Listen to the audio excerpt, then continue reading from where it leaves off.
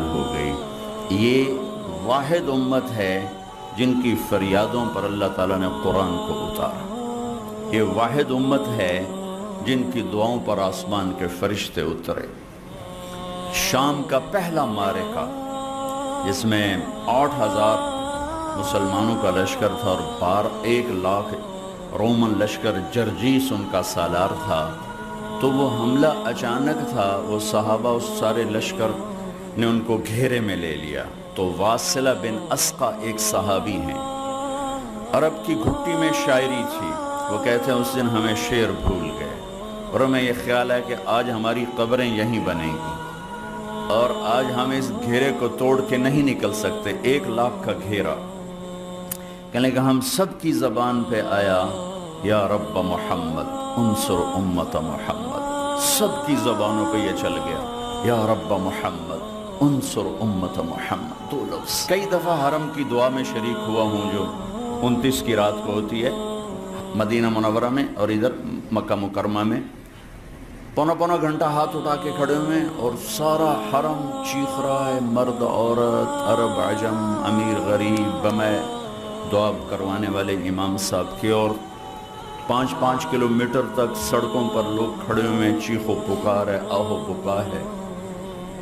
ایک بارش تو اوپر آواز نہیں جا رہی، ایک بارش کہ ہر آنے والا دن پہلے سے زیادہ خوفناک ہو گیا تھا، اور یہاں پونے گھنٹے کی دعا نہیں تھی، ایک لفظ تھا یا رب محمد انصر امت محمد، اے رب محمد امت محمد کی مدد فرما۔ حضرت عبداللہ بن عمر فرماتے ہیں کہ میری نظر آسمان پر پڑی تو میں نے دیکھا آسمان ایسے پھٹا اور اس میں سے سفید رنگ کے گھوڑے نکلے اور گھوڑ سوار نکلے جنہوں نے سفید رنگ کے پگڑیاں باندھی ہوئیں اور ان کے ہاتھوں میں نیزے، اور ایک گھوڑ سوار سب سے آگے یہ کہتا ہوا آ رہا تھا ابشروا یا امت محمد فقد اتاکم اللہ بالنصر، اے امت محمد تمہیں بشارت ہو، تمہارا رب تمہاری مدد کے لیے آ گیا۔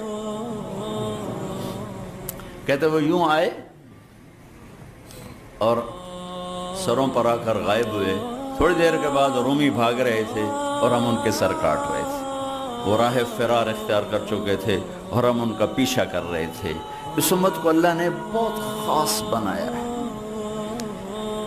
اس کے اندر سے یہ چیز، میرا ایک کزن، فرسٹ کزن، ساری زندگی نشوں میں گزر گئی، جوانی میں مر گیا، کوئی نماز نہیں پڑھی سوائے اس کے جو میں کبھی گھر گیا تو اس کو میں نے پکڑا، آ بھائی چل نماز پڑھیے، اٹھ کے آ گیا۔ ایک دن میں اس کی گاڑی میں اس کی فرنٹ سیٹ ساتھ بیٹھا ہوں، وہ گاڑی چلا رہا ہے، مجھ سے کہنے لگا طارق میاں میں آج تک قبلے منہ کر کے تھکیا نہیں، میں نے شرم آمد۔ اس کو اسے دیکھنے لگا، میں کہا کیا ہی میں آج تک قبلے منہ کر کے تھکیا نہیں، میں نے شرم آمد۔ یہ غافل ترین انسان کے اندر اللہ اس کا رسول بول رہا۔ جب انڈیا پاکستان ایک تھا تو بمبئی میں ایک اداکارہ تھی، اس کا نام تھا مہر النساء، جو ہندو ڈائریکٹر تھا۔ اس نے کہا کہ تیرا نام بہت لمبا ہے، تم کوئی فلمی نام رکھ لو۔ اس نے کہا کیا رکھوں؟ میں نے کہا عائشہ رکھ لو۔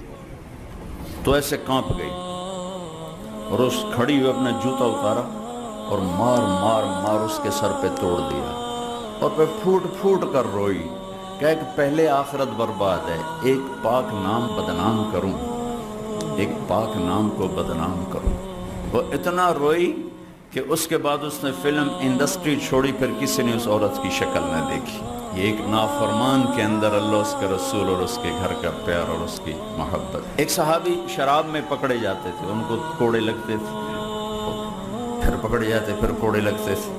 تو ایک دفعہ ایک صحابی کہنے لگے کتنا یہ بدبخت ہے، ہر چوتھے دن کوڑے کھا رہا ہوتا ہے۔ اللہ کے نبی نے سن لیا، آپ نے فرمایا اسے برا بھلا مت کہو، میں گواہ ہوں اس کے دل میں اللہ اس کے رسول کی محبت۔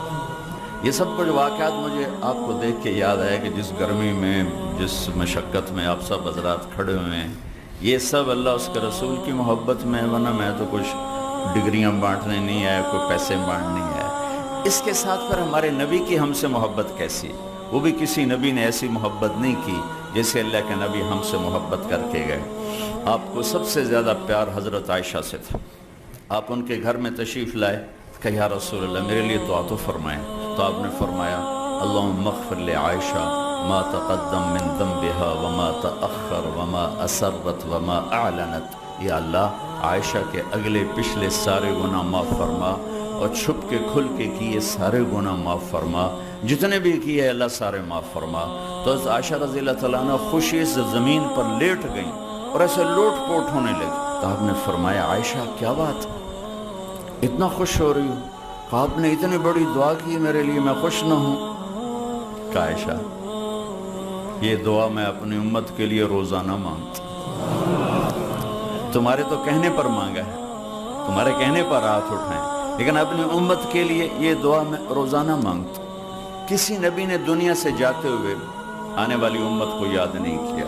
آپ کے دنیا میں جانے میں چند دن باقی تھے تو صحابہ تشریف لائے, صحابہ کو دیکھ کے رونے لگے اور فرمایا کہ میں تمہیں اللہ کے سپرد کرتا ہوں, اللہ تمہارا ساتھی ہو. اور فرمایا کہ میرے بعد جو میری امت آئے گی نا ان کو میرا سلام کہنا. یہ واحد نبی ہیں جو اگلی امت کو یاد فرما کر گئے. اور فرمایا کہ قیامت تک جتنی میری امت کی نسلیں آئیں گی سب کو میرا سلام پیش کر دینا. یہ درد صرف ہمارے نبی نے ہمارے لیے اٹھایا ہے. کوئی نبی ایسے نہیں تڑپا جیسے ہمارے نبی اپنی امت کے لیے تڑپے ہیں. اور پھر جب دنیا سے جانے کا وقت آیا, جانے میں 5 دن باقی تھے, 5 دن, تو آپ نے بخار تھا بہت شدید, تو آپ نے غسل فرمایا اور غسل کے بعد فرمایا مجھے مسجد لے چلو, ظہر کے نماز کا وقت. تو آپ نماز سے پہلے ممبر پر آ کر تشریف فرما ہوئے اور فرمایا کہ لوگوں میں ایک زمانہ گزار کے جا رہا ہوں. میں نے تم سب وکیل لوگ ہو, حقوق کی جنگ لڑتے ہو, کتنے حقوق خود تمہارے ہاتھوں سے برباد ہوتے ہیں, کتنے ظلم خود تمہارے ہاتھوں سے ہوتے ہیں, تمہیں پتہ بھی نہیں ہے اور تمہیں پتہ ہو بھی صحیح. تو ایک مفاد کی پٹی ہے جو آنکھوں پہ چڑھی ہوئی ہے, اور ایک حرص و ہوس ہے جس نے انسان کو انسانیت سے نکال کر درندہ بنا دیا ہے, جانور بنا دیا ہے.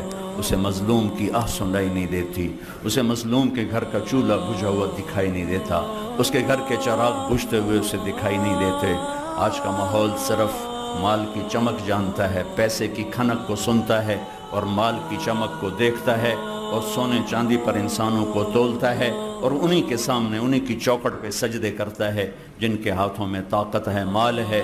انسان بطور انسان تو کب کا بک چکا ہے, کب کا اس منڈی سے اٹھ چکا ہے, اور سب کھوٹے سکے ہیں.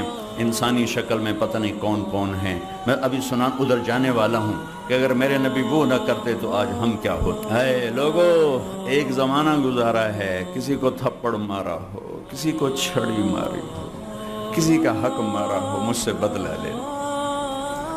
یا رسول اللہ آپ کی خاطر تو کائنات بنی, آپ کہہ رہے ہیں مجھ سے بدلہ لے لو. اور کس حد تک میرے نبی کی احتیاط ہے. حنین کی جنگ میں جب شکست ہوئی تو بھاگے صحابہ. ایک صحابی کا پاؤں ہمارے نبی کے پاؤں پر آ گیا, جنگی جوتا. تو آپ کو ایک دم تکلیف ہوئی, آپ کے ہاتھ میں ایسے چھڑی تھی ہلکی سی, آپ نے اس کو یوں چھڑی ماری, کہا اوجعتنی, ارے اللہ کی طرف بھلا کر دیکھ تو نے میرا پاؤں سارا مسل دیا. وہ بھاگ رہے تھے لیکن وہ کہنے لگے میرے دل میں ہے کہ اب میں مارا گیا, میں نے اللہ کے نبی کو دکھ پہنچا دیا, اب پتہ نہیں میرے بارے میں کیا وحی آئے گی اور کیا میری ہلاکت کا فیصلہ ہوگا. کہ ساری رات نیند نہیں آئی. اگلے دن نماز کے بعد اعلان ہوا کل جس آدمی کا پاؤں نبی کے پاؤں پر آیا تھا وہ آ کے بارگاہ رسالت میں حاضر ہو. کہنے لگے مجھے یقین ہو گیا اب تو ضرور میری ہلاکت کا کوئی فیصلہ آسمان سے آ گیا. کہ جب میں پہنچا تو آپ نے کہا میرے دوست کل میں نے آپ کو چھڑی ماری تھی, میں آپ سے معافی مانگتا ہوں. وکیل حضرات غور سے سنیں, سارے غور سے سنیں, طارق جمیل بھی غور سے سنیں, آپ بھی غور سے سنیں کہ آپ ہر وقت ظلم اور انصاف کے درمیان چل رہے ہوتے ہیں. اللہ کی قسم آپ بہت بڑی جنت بنا سکتے ہیں, اللہ کی قسم بہت بڑی جہنم بن سکتی ہے, کیونکہ جتنی اونچی پرواز ہوتی ہے اتنی بڑی ہلاکت بھی ہوتی ہے. آپ جیسی جنت مسجد کا امام نہیں بنا سکتا, مدرسے کا محدث نہیں بنا سکتا, میدان جنگ کا مجاہد نہیں بنا سکتا, اور آپ جیسی جہنم بڑے سے بڑا فرعون نہیں بنا سکتا. آپ نے کہا میرے دوست کل میں نے آپ کو چھڑی ماری تھی, میں آپ سے معافی مانگتا ہوں, مجھے معاف کر دو. اور یہ 60 اونٹ میں آپ کو چھڑی کے بدلے میں ہدیہ پیش کرتا ہوں، آپ قبول فرمائیں۔ 60 اونٹ چھڑی زرہ پر تو تلوار اثر نہیں کر دی تو سوٹی کتوں اثر کرنا سی۔ لوگوں میں ایک زمانہ گزار کے جا رہا ہوں، کسی کا حق مارا ہے تو لے لو، تھپڑ مارا ہے میں حاضر ہوں، قیامت کے دن میرے خلاف کوئی دعویٰ